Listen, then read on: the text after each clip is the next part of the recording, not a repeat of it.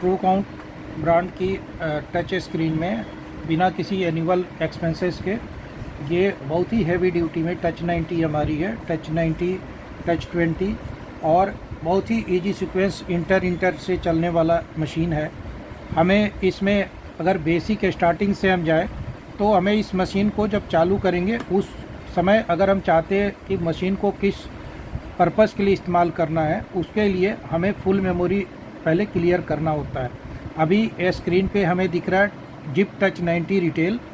हम इसको KOT भी बना सकते हैं, रिटेल भी बना सकते हैं। रेस्टोरेंट में टेबल सिस्टम चलाने के लिए हमें KOT की आवश्यकता पड़ती है, बाकी सभी जगह रिटेल से ही काम चल जाता है, चाहे वो फास्ट फूड ईटिंग जॉइंट्स हो या रेडीमेड गारमेंट हो या ग्रॉसरी शॉप हो या फिर आपका कोई भी स्टॉक का काम करने वाला आदमी है, होलसेल मार्केट का काम करने वाला है, सभी के लिए ये इस्तेमाल हो सकता है। या आप फार्मा में ले सकते हैं इसको या फिर डॉक्टर क्लिनिक में भी लग सकता है। तो अनेकों तरह से रिसिप्ट जनरेट करने के लिए या टोकन जनरेट करने के लिए इस मशीन का इस्तेमाल किया जाता है। अब हमें अगर इस मशीन को फुल मेमोरी क्लियर करना है तो हम चाबी को, इसमें चाबी है जो मोड शिफ्ट के लिए इस्तेमाल किया गया है, हमारा मैनेजर मोड की तरफ है। हम प्रोग्रामिंग पे जाते हैं और इसके लिए हम फुल मेमोरी रीसेट करना पड़ेगा अगर मशीन को स्टार्टिंग से बनाना है हमें तो हम इसके लिए 4, 5, 6 हमने 3 बटन का यूज किया। इसके बाद हमने F3 दबाया, फिर हमने F11 दबाया, फिर हमने F7 दबाया, तो पेंडिंग क्लियर लिखा आ गया यहाँ पे। अब हम जाते हैं यहाँ पे पासवर्ड, फिर हम यहाँ पे आते हैं 91827364 और इंटर। फिर यहाँ हमें ऑप्शन आ जाता है to full memory clear please follow this sequence. तो हमें सीक्वेंस क्या है, हमें सीक्वेंस मिलता है F4, F12। तो हमारी यहाँ पे लिख के आ गई कि फुल मेमोरी क्लियर। बहुत ही सिंपल स्टेप्स है जो हमने बताया है।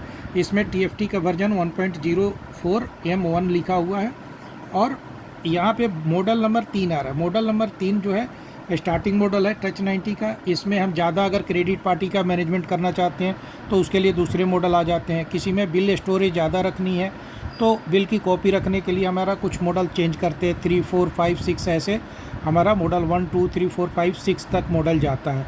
किसी में 10,000 आइटम्स चाहिए, उसको क्रेडिट पार्टी नहीं चाहिए, तो उसके लिए हम अलग सीक्वेंस फॉलो करते हैं उसका लिटरेचर के हिसाब से। अभी हम मॉडल नंबर 3 को लेके चलते हैं जो यूनिवर्सली सबसे ज़्यादा चलता है हमारा मॉडल नंबर, और इसको ही हमने इंटर किया। अब ये मशीन हमारी आ गई इसके प्रोग्रामिंग के ऊपर। अब PLU प्रोग्रामिंग क्या है कि दैट इज़ आइटम प्रोग्रामिंग। अब आइटम कोड हम लेते हैं, सपोज करिए आइटम कोड 1 इंटर किया हमने, तो आइटम नेम सपोज हमें इस पे आइटम नेम हम T रखते हैं, इंटर किया हमने।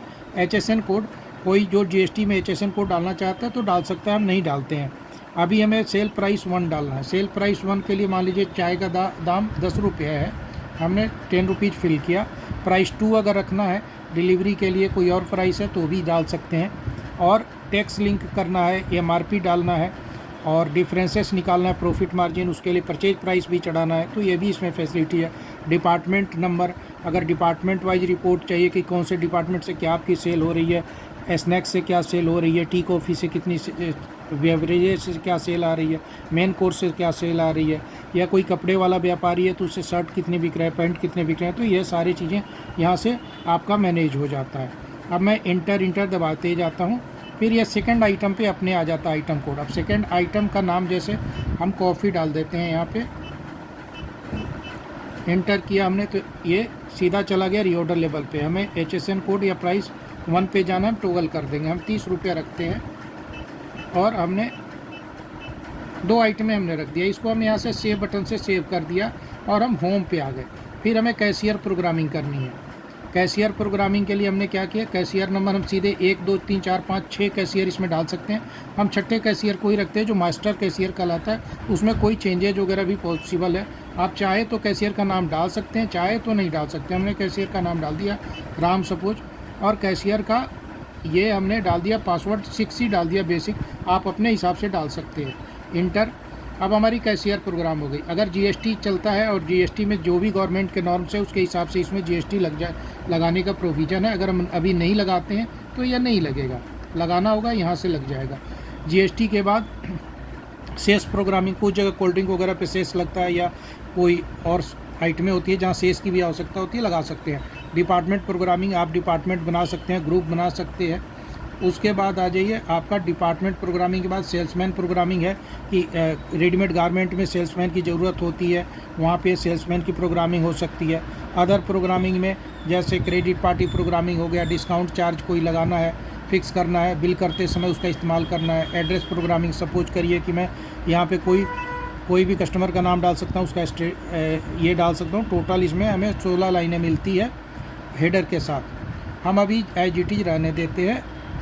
देन आ जाइए पेन ड्राइव पे डाटा जा सकता है। ऑप्शन प्रोग्रामिंग में वेरियस ऑप्शन मशीन से रिलेटेड होती है, जो क्या चीज़ चाहिए कस्टमर को, क्या नहीं है, उसको यहाँ से हम सेटिंग कर देते हैं। देन आता है हमारा बात memory related programming. Memory related programming है, enter model number last PLU code recovery हो जाएगा, इस पे से हम बाहर जाते हैं। फिर आते हैं फ्यूचर प्रोग्रामिंग। फ्यूचर प्रोग्रामिंग ये अभी हमें नहीं करना है। SD कार्ड के लिए हमारा है all data transfer on pen drive, all data receive from pen drive, ये सारे फंक्शंस है। SD कार्ड भी इसमें लगा सकते हैं कि 4 साल तक का आपका डेटा रहेगा। अभी हम जाते हैं होम पे और हम क्या करते हैं, यहाँ से कैशियर में आते हैं। अभी तक हम प्रोग्रामिंग में थे, अब कैशियर में हम कैशियर नंबर 6 को लॉगिन करते हैं और इंटर करते हैं। अब हमें बिलिंग भी यहाँ से कर सकते हैं, रिफ़ंड भी कर सकते हैं, डिस्प्ले मोड में देख सकते हैं, रिसिप्ट बना सकते हैं, पेड आउट की एंट्रियाँ दिखा सकते हैं, प्रिंट कर सकते हैं, प्रिंट रिपोर्ट में जाके सारे रिपोर्ट्स को प्रिंट कर सकते हैं। कितने तरह की रिपोर्ट्स हैं वो यहाँ पे आ जाती है, सिलेक्टिव रिपोर्ट आ जाएगा, उसको प्रिंट कराना चाहें तो यहाँ से प्रिंट कर सकते हैं। हम होम पे जाते हैं। अभी अगर कोई एक्सेल रिपोर्ट को हमें पेन ड्राइव में भेजना है तो कौन सा रिपोर्ट जाती है, जैसे डेली रिपोर्ट में PLU टेक्स्ट चला जाएगा, क्यूमुलेटिव रिपोर्ट में PLU टेक्स्ट जाएगा, जनरल रिपोर्ट जा सकती है, CSV on pen drive. Then आता है आपका RTF मतलब जो नॉर्मल होता है, वर्ड की फाइलें वो भी आ सकती है, बिल की कॉपी आ सकती है। कोई एडवांस अगर लेना है किसी कस्टमर से तो वो भी ले सकते हैं मशीन में, उसकी भी प्रोविज़न है। मैं आता हूँ सिंपल बिलिंग पे। बिलिंग पे हमें बहुत सिंपल इसमें दिया गया है, इंटर से मशीन चलती है। 1 इंटर किया हमने तो हमारा 1 पे जो आइटम होगा उसकी प्राइस 1 इसने लिया और क्वांटिटी पे सीधे चला गया। हमने क्वांटिटी किया चाय का 5 और इंटर किया तो ये पूरी आइटम यहाँ पे आ गई, चाय का आ गया, पूरी लाइन दिख रहा है आपको कि टोटल क्वांटिटी रेट 10 रुपये के हिसाब से 50 रुपये। फिर हम आइटम नंबर 2 लेते हैं और इंटर करते हैं। फिर कॉफ़ी है, इस पर अगर इसकी हमने 4 क्वांटिटी रखनी है, जो भी रखनी है हम रख सकते हैं। हमारे 2 आइटम यहाँ पे आ गए। इस बिल की टोटल देखनी है तो बिल की टोटल भी आ गई 170 रुपये आइटम की क्वांटिटी। अब हमें इस बिल को वाइड करना है, अगर कैंसिल कर देना है, कस्टमर रिफ्यूज़ करता है, यहाँ से वाइड हो जाएगा सीधे। अल्फा एंट्री, कस्टमर का नाम डाल के बिल पे प्रिंट कर सकते हैं। प्राइस शिफ्ट, अगर मैं प्राइस 1 को जगह पे प्राइस 2 डालना चाहता हूँ, अदर कोई एंट्री है तो भी कर सकते हैं। पेमेंट मोड यहाँ से डिसाइड कर सकते हैं कि पेमेंट हमें कैश में लेना है, UPI में लेना है, जो भी आप सिलेक्ट करेंगे वो सारा कुछ आ जाएगा। इसके बाद हमारी आ जाती है, हम इसको बिल को मेक करते हैं। अभी हमारा ये बिल हमारा आ गया, इस तरह का बिल आ जाएगा। इसमें पार्टी का एड्रेस आ जाएगा, उसकी GST आ जाएगी, उसके कंप्लीट एड्रेस आ जाएंगे, उसके मोबाइल नंबर आ जाएगा। 16 लाइन तक का इसमें दिया हुआ। जैसे चाय है, इसमें क्वांटिटी 5, रेट 10 रुपये के 50 रुपये। ये अगर कोई डिस्काउंट लगाना चाहते हैं तो इसमें डिस्काउंट भी लग जाता है। यहाँ पे हॉट की के लिए भी ऑप्शन दिया गया है, डायरेक्ट 10 हॉट कीज हैं। अगर शॉर्टकट की भी इसको बोलते हैं, जिससे कि बिलिंग और फास्ट कोई करना चाहता है तो हो सकता है। बहुत ईजी टू यूज है मशीन। अगर हमें कोई रिपोर्ट पे जाना है, रिपोर्ट कोई देखनी है हमें, होम पे जाएंगे, होम पे गए। अब हमें कोई मान लीजिए कि हमें रिपोर्ट की प्रिंट करनी है, सपोज करिए कि हमें PLU सेल करना है, प्रिंट करना है तो प्रिंट कर दिया हमने। यहाँ पे हमारी ये हर आइटम की, जैसे चाय अभी तक 5 बिकी है, कॉफ़ी 4 बिकी है, टोटल उसका सम जो है 170 पूरे दिन की सेल आपको आ जाएगी। फाइनेंशियल रिपोर्ट अगर हम चाहें तो इसको देख भी सकते हैं और प्रिंट भी कर सकते हैं। हमने इसको प्रिंट निकाल दिया। इसमें जो है कस्टमर का क्या है, डिपार्टमेंट वाइज रिपोर्ट आ जाएगा, किस डिपार्टमेंट से, कि यहाँ पे एक ही डिपार्टमेंट है, उसकी 9 क्वांटिटी सेल हुई है। GST वाइज रिपोर्ट आगे जाएगी, 5%, 0%, 12%, 18% और 28%, जो भी गवर्नमेंट के नॉर्म्स है। टोटल कैशियर इसमें 6 है तो 6ठे नंबर से बिलिंग हुई है 170 रुपये की। अगर बाकियों में हुआ रहता वो भी आ जाता। कैश 170 रुपये की सेल हुई है, रिफ़ंड अब कोई नहीं गया है और कोई रिसिप्ट नहीं जनरेट की गई है कस्टमर को देने के लिए, कोई पेड आउट नहीं की गई है किसी पार्टी को, वेंडर को, डिस्काउंट कोई नहीं लगाया गया, चार्ज कोई मतलब कस्टमर से डिलीवरी का कोई चार्ज नहीं लगाया गया, परसेंटेज डिस्काउंट परसेंटेज चार्ज कोई नहीं हुआ, एडवांस कोई नहीं लिया गया मशीन में, तो 0 आ रहा है। कैलकुलेशन डिफरेंस अगर कुछ होगा वो भी इसमें मेंशन हो जाएगा। डुप्लीकेट कॉपी निकाली जाएगी तो वो भी उसकी आ जाएगी एंट्री। अब यहाँ पे हम सिलेक्टिव रिपोर्ट में जाते हैं।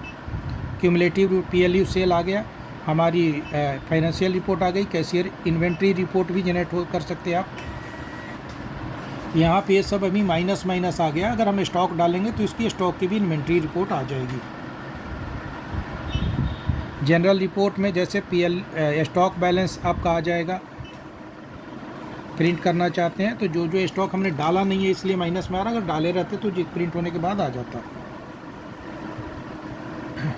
PLU प्राइस लिस्ट चाहते हैं हम प्रिंट करना, हमने कौन कौन से आइटम दे रखे हैं इसमें, जैसे 2 ही आइटम की अभी प्रोग्रामिंग की गई है, टी कॉफ़ी, तो 2 ही आइटम की यहाँ पे डिस्प्ले इसमें प्रिंट में आया। ये हमारी बिलिंग